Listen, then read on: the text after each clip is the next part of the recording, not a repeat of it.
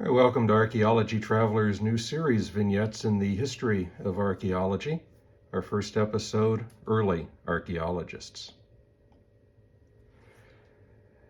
Archaeology, of course, concerns ancient artifacts. Any movable object that's been used, been modified, or manufactured by humans is of interest to the archaeologist. The things that we're looking at could be made of stone, bone, metal, beads, ornaments, pottery, artwork. They could be religious items, sacred items. They could be mundane and everyday items. This is what the archaeologist is concerned with. And when we think of archaeology, we tend to think of it as a fairly new discipline. But the earliest archaeology really began thousands of years ago. And most people consider the first archaeologist to be Nabonidus, who died in 538 BC. He was the last king of the Neo-Babylonian Empire. Nabonidus rebuilt ruined temples from the ancient world of Babylon in order to honor the gods. He sought inscriptions of earlier kings.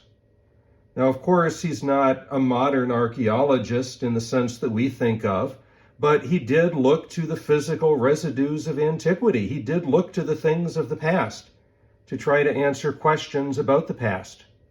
And that is, of course, one of the key tenets, one of the key things that makes a good archaeologist is someone who is willing to examine what is left behind in order to try to understand the people of the past and where we came from. The concept of the past is an idea that really had to come into being. And throughout the Middle Ages, the ancient past of the Bible, the Greeks, the Romans, all of this was very highly revered by individuals. Then along comes Francesco Petrarch, 1304 to 1374, considered by many to be the father of humanism. And he saw the remote past as an ideal of perfection. He looked to antiquity specifically to study the moral philosophy that was left by the Greeks, the Romans, those of the past. And he began to collect ancient texts and to do a very intense systematic study on ancient monuments.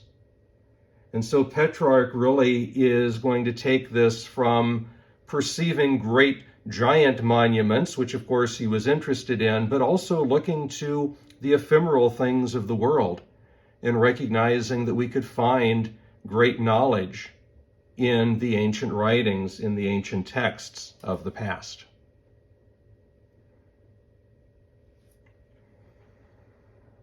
CIRIACO di PIZZICOLI, 1391 to 1455, established modern discipline of archaeology. And so he is really the first one that starts to do what we think of today as being archaeology. He begins by translating inscriptions upon the triumphal arch of Trajan in Ancona, Italy. And then he went on to study a lot of other ancient monuments, their inscriptions.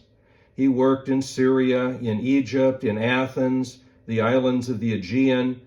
Ultimately, as he put it, my business is restoring the dead to life.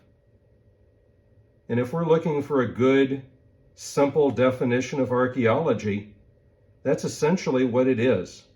It's the idea of restoring the dead to life.